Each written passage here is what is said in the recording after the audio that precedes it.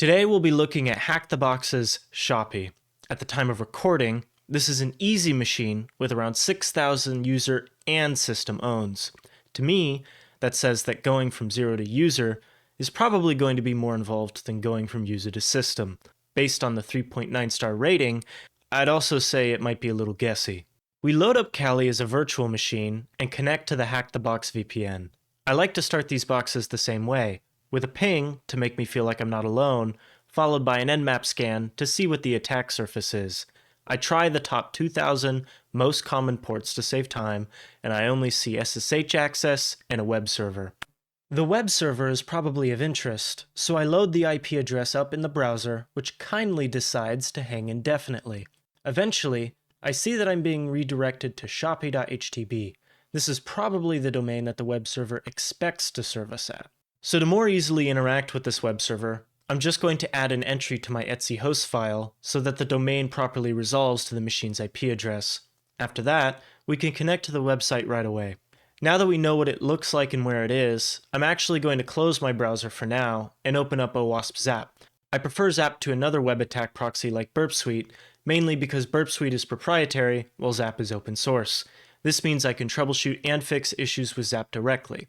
With Zap, I just enter in the domain and manually browse it, but this time with Zap acting as a network traffic proxy. I'll put them side by side for now. On the left, I can see the different websites my browser is sending requests to, but I'm only interested in Shoppy, so I'm going to add it to its own context and then only display sites in scope. I combed through these files, but I didn't really see anything interesting, so I launched Zap Spider to see if it could find any content I had missed. That didn't turn up anything else either. So despite the fact that this can sometimes lead to clutter, I decide to use Zap's force browse functionality, which is essentially just a fuzzer like Dirbuster. Eventually, it discovers the /admin path, but that just redirected to a /login page. We visit this page in the browser, and I try logging in so that Zap knows about the post endpoint. From there, we might as well just launch an active scan to find vulnerabilities in this endpoint. Before kicking off the scan, I try to narrow the scope of technologies as best as I can. Based on the headers, this application is being reverse proxied through Nginx, so it's hard to say exactly what's running behind it. That said, a good place to start would be SQL injection, since it's a login page. Very shortly after launching that, however, it becomes obvious that something is wrong. Some of the requests that Zap is sending cause Zap to lock up for an entire minute before moving on to the next one. What is causing this, and how do we fix it so that this scan finishes before we die of old age? Basically, the problem is that passing certain characters as the username causes some kind of error on the web server backend. This backend, however, is handling this error by not sending any kind of response and simply leaves the TCP connection open to hang until the reverse proxy, Nginx, cuts it off at 60 seconds. This is a bug in the backend, and the reason I know this is because I have accidentally written this bug myself in the past. Unfortunately, after doing some research, I wasn't able to find a way to get Zap to drop these connections after a few seconds during the active scan, so I just left it running all night instead. One last note, Zap can scan for all types of SQL injection, including NoSQL databases like MongoDB, but does not do so out of the box. In order to turn that on, you need to install the beta and possibly alpha releases of the active scanning add-on, which includes more payloads. Once the scan finishes, we get a ton of alerts about there being a SQL injection vulnerability, which is good. You'll notice, however, that these alerts seem to disagree about the type of database running behind the scenes. This can often happen with SQL injection exploits because many databases use similar dialects of SQL. We can inspect the payloads that threw the errors and use that to make a decision about what it is. Once we think the vulnerability is SQL injection, we can use an automated tool like SQL Map or NoSQL Map to download data from the database. Generally, though, I'll only use those tools if I have to. If all I'm trying to do is bypass a login, there's a good chance one of the payloads found on the SQL injection page of the Hacktricks book is going to work. I decide to try and bypass the password check by cutting the login query short, which is sort of the classic SQL injection. It might not actually matter what username or password we try as long as we include a logically true comparison, like 1 = 1. True to my nature as a script kiddie, I literally copy and paste the first MongoDB injection payload I see, but it doesn't work. In order to try the second one, which includes a null character that I can't type into this input box, I'm going to turn on breakpoints in Zap and then submit the form. This allows me to modify the request in Zap before it actually gets sent to the server. In order to type the null character, I use percent encoding. Thankfully, I am able to remember the hex code for the null character. To the surprise of all, this actually works and I'm in. From here, the only functionality I see is this page that lets me search the users.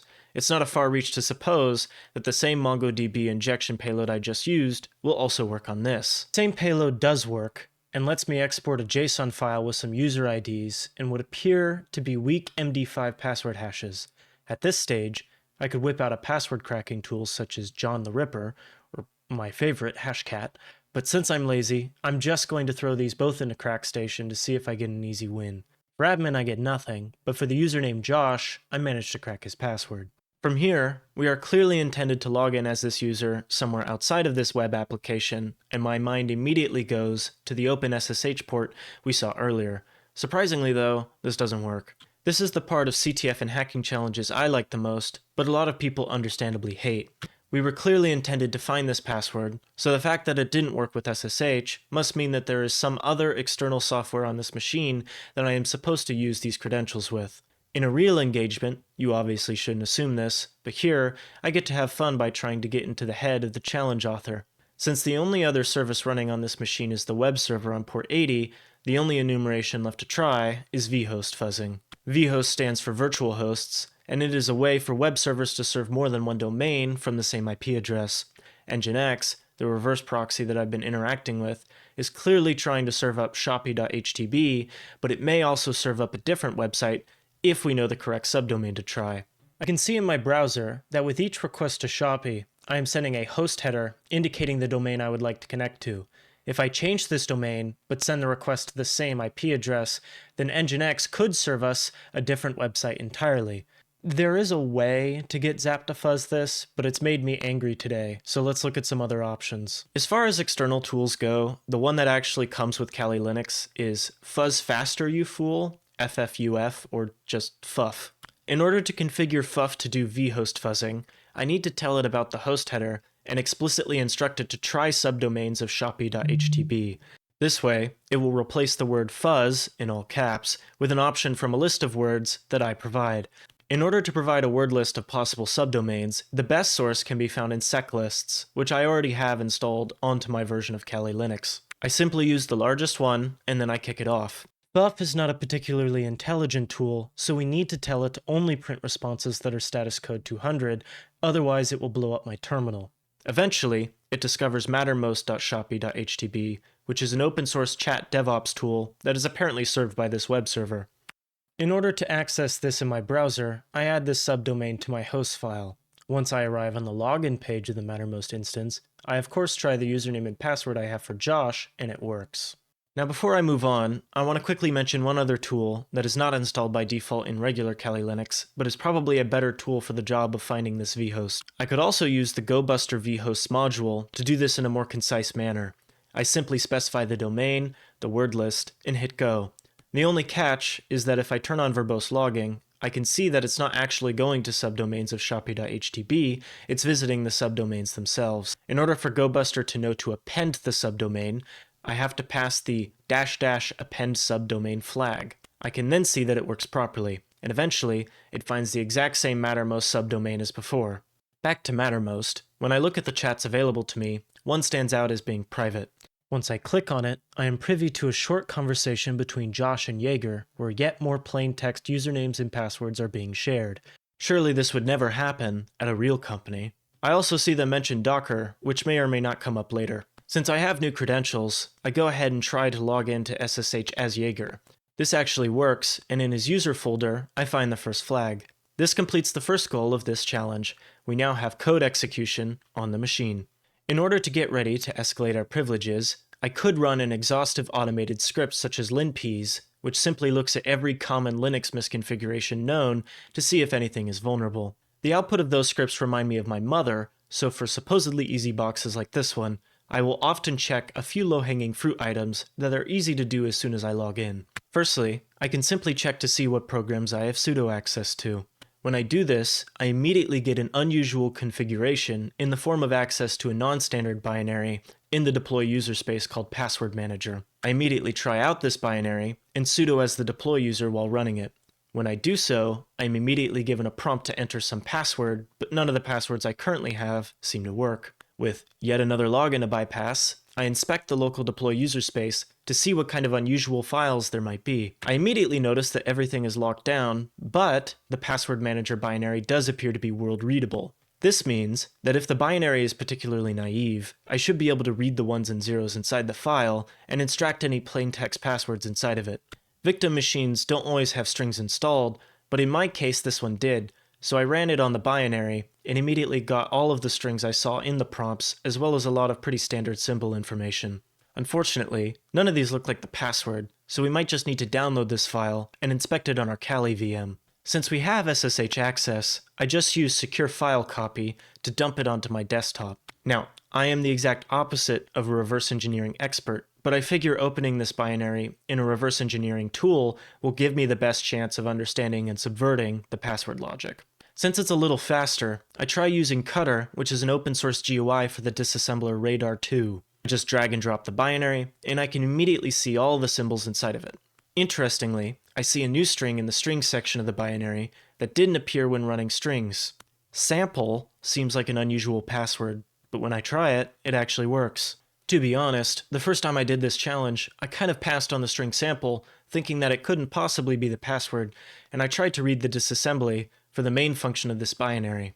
Unfortunately, I could quickly tell this was a C++ program, which meant that my odds of understanding it this way just went from low to none. Since we know the password, we can actually type it in, and it will print the contents of creds.txt. This is actually the login credentials of the deploy user, which I immediately used to satiate my curiosity by looking at the original source code for the password manager program. The program uses C++ streams to split the compared password string into individual characters. By doing this, they make the password unviewable by simply running strings on the binary. The reason for this is that strings only prints a string if the string in question is at least 4 printable characters in a row.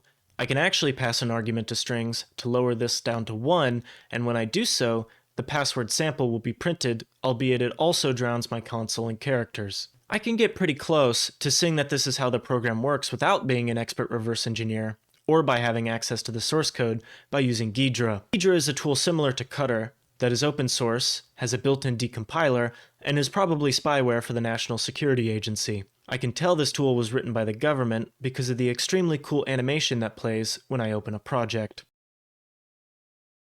Also, because it's built like a rocket ship, and the UI makes me feel like I'm doing my taxes.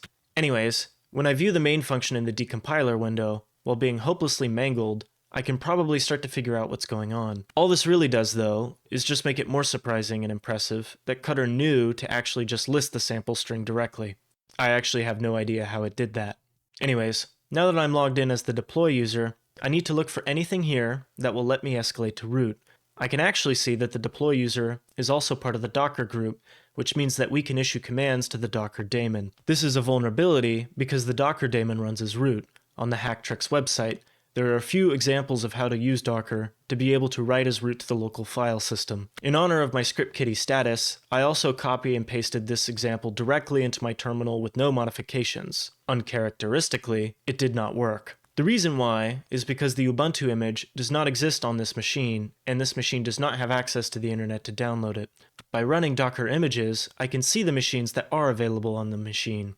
Alpine is fortunately close enough that I can just swap it out directly. To clarify what this command does, it runs the Alpine image, but I asked Docker to mount the entire root file system onto the image, and then change root into that file system to be able to read and write it as root. With this access, it is simple enough to read the root.txt file and get the last flag. If I wanted a proper root shell on this machine, my approach would probably be to use this access to add the deploy user to the wheel group so that I can simply drop into a root shell with sudo su. With this, I now completely own the machine and the box is hacked.